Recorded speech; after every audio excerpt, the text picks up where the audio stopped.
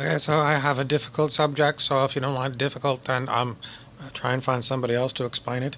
The simple fact is it's a very deep topic, and I just want to give you an introduction to it. Okay, so why do I want to give you this introduction to this deep topic that you probably never even heard of? The answer is it's relevant to what's going on with you right now. Okay, so we're going to talk about, let's start with Gospel of Thomas. Have you ever heard of Gospel of Thomas? Gospel of Thomas didn't make it into the regular Bible, and I think at one time it was considered lost, and then found again around 1945, say, at a place in the Middle East called Nag Hammadi, where they found a whole pile of old texts that they thought were buried to keep them safe. And over the sands of time, they were lost, and lo and behold, very conveniently, they were found after the Second World War. And what these texts contained, well, it's a huge subject and I can't get into it, but it was a major find. And Gospel of Thomas came out of this. And what do we want to know about Gospel of Thomas? Well, if you read it, it's very perplexing. But Gospel of Thomas was not so much about what Jesus did, more about what he said. And unfortunately, translating it all into English out of, ancient Aramaic, perhaps, um, it's the meanings are really lost in the sands of time as well. So we want to try and piece together why did the historical Jesus say these things. And in order to figure that out, we're going to have to sidestep the whole issue because there's plenty of books that are available on this topic, what it all means. Okay, so what else do we want to talk about? We want to talk about getting rid of everything that you have learned about Christianity. Because if we're going to talk about these things like Gospel of Thomas, we don't want to contaminate them with what the church teachings are, because it's different than what the church teaches. And if I'm going to, I'm so we're just going to take as a separate subject, let's call it a separate religion. And the religion, we're going to call it Gnosticism. It starts with a big G. A silent G, Gnosticism, Gnosticism, which has to do with you yourself contacting God directly rather than going through a priest of the church. Now, this also sounds very much like Protestantism, which was a schism, which is a great split in the church. And but it's not the same. The Protestant thing is a completely different thing. It has I don't know. I haven't even been able to gather enough information to tell you whether Gnosticism has anything to do with modern day Protestantism, but I'm going to say now, let's just treat it as a separate thing. And we want to come to an understanding of what was the history of all of this, and we don't know. There's speculations about it. There's all kinds of old stories, but the truth of the matter is this is a bunch of people speculating, putting together all their speculations and calling them an official book on Gnosticism, for example, and they just don't know what it is because they're not Gnostics themselves. Are there Gnostics on the planet? I think yes. And are they following these old ways? I don't know. Do you want to be a Gnostic? And you're saying, what does it mean again? It's a really weird word. It simply means your chance at contacting the Supreme Being on your own without using anything other than you. Are you interested? Most people are going to say, dude, I don't even believe in a supreme being. So, it's like it sounds tedious. It sounds like, I'm really not into religions. Thank you very much. Or if you are religious, you're going to say, I'm going to have to talk to my pastor or my priest before I go in here because, I don't want to contaminate myself and I don't want to get in trouble with the priest. And usually, so maybe you're just interested because you're a scholar and you just love information and new things. You'll have to decide what you are. And to continue with the topic, you're going to have to understand that anything to do with all of these things I'm talking about today is pretty much already been searched for and put together by people on the internet. And are they going to give you any truth? Not a bit. Don't bother going onto the internet. I've already reviewed the Wikipedia entries and it's not good. It's very dry and it doesn't make it interesting, and you don't want to learn anything about it if you read Wikipedia, and the other stuff is crap. So just go with me here. So why do you really want to even investigate the idea that there is something like a supreme being? Most likely so you can talk to people who were religious and shoot them down when they try and convert you into their church. In any event, have I ever used Gnosticism to contact the Supreme Being? No. So why am I interested? Because it ties in so many interesting historical stories that perhaps are still really relevant today. So everything that we're touching on today, from the Gospel of Thomas to Gnosticism to let's go with the Catholic Church. Everything else that we want to talk about, early church. If you're interested in early church, Gnosticism was what they called a heresy. And people kind of get an idea of heresy from the movies. They've heard the word, they're not really sure what it means, but it means you're not following Catholic strict doctrine about the teachings. So, if you went to a priest, if he was an open-minded priest, he might talk to you about it. But in the olden days, if you were talking about anything to do with this, you would be considered a heretic.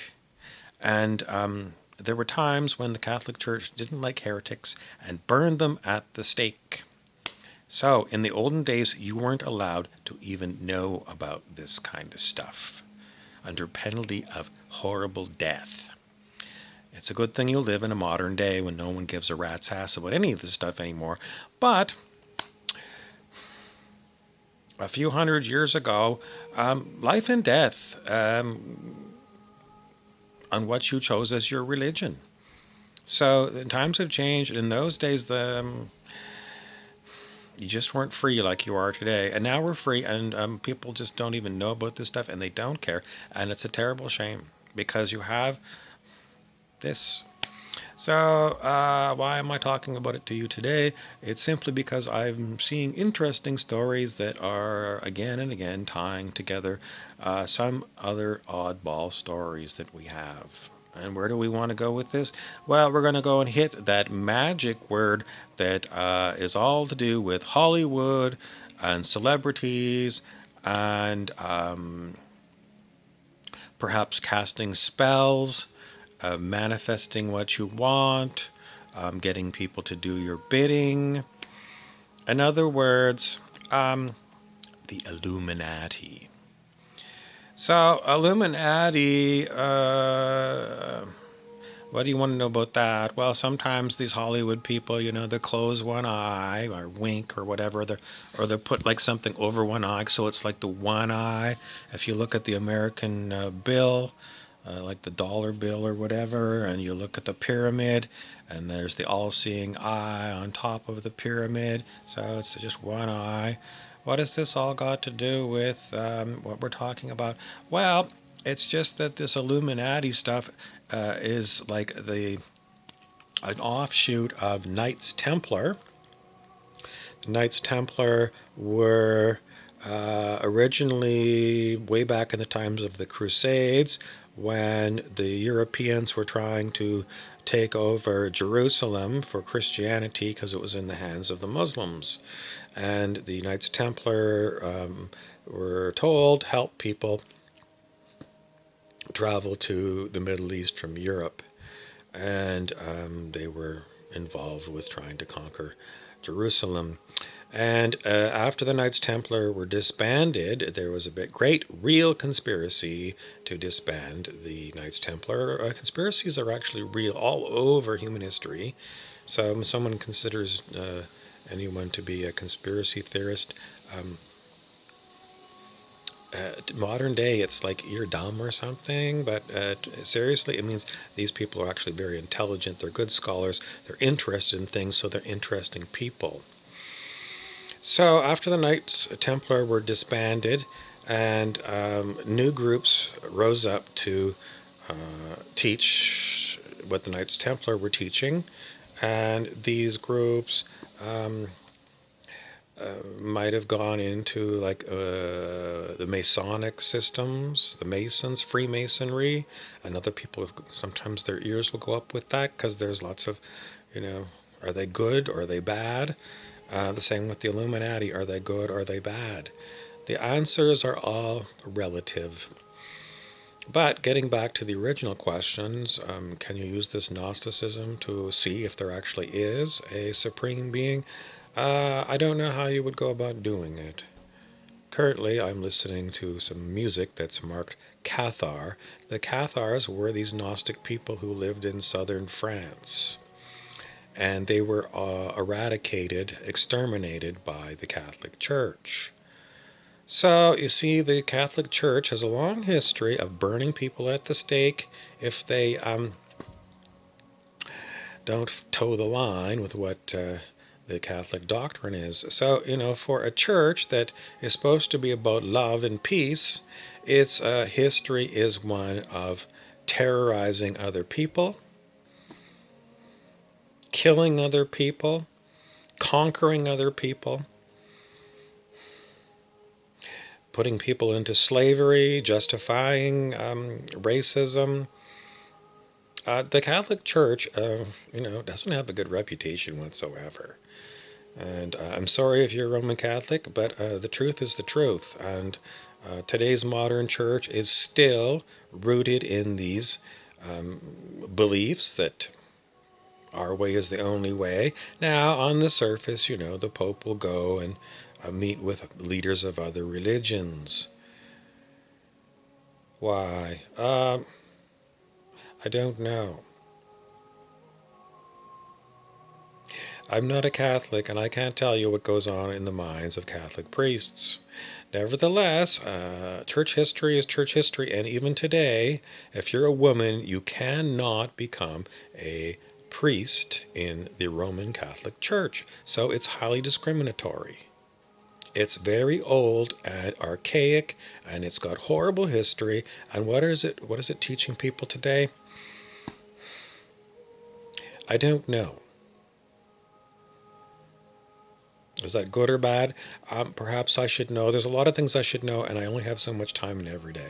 Anyway, we're talking about Gnosticism, which is going beyond what we know about everything, because we are changing our consciousness and dialing in an idea that is simply an idea, and we don't know if it's true or not. Where do you want to go beyond this? Are you interested in the stories of Knights Templar? Are you interested in stories about people being burnt at the stake for their beliefs? Are you interested in doing magic? Are you interested in learning more about a subject so that you can have a very deep conversation with other intelligentsia? If any of these things perks your mind, then maybe you'll continue doing your own research into this. I've given you sufficiently enough information to begin if you want to start Googling these things. Or if you want to get right to what are the Gnostics doing today in order to reach El Supremo, most likely you're going to get the same answer that I give for people who are looking for like a Buddhist kind of enlightenment. You're going to have to go within, and the only way you can go within is to get very quiet, sit in a nice gentle place, and close your eyes and meditate. Thanks for listening. Please subscribe and share.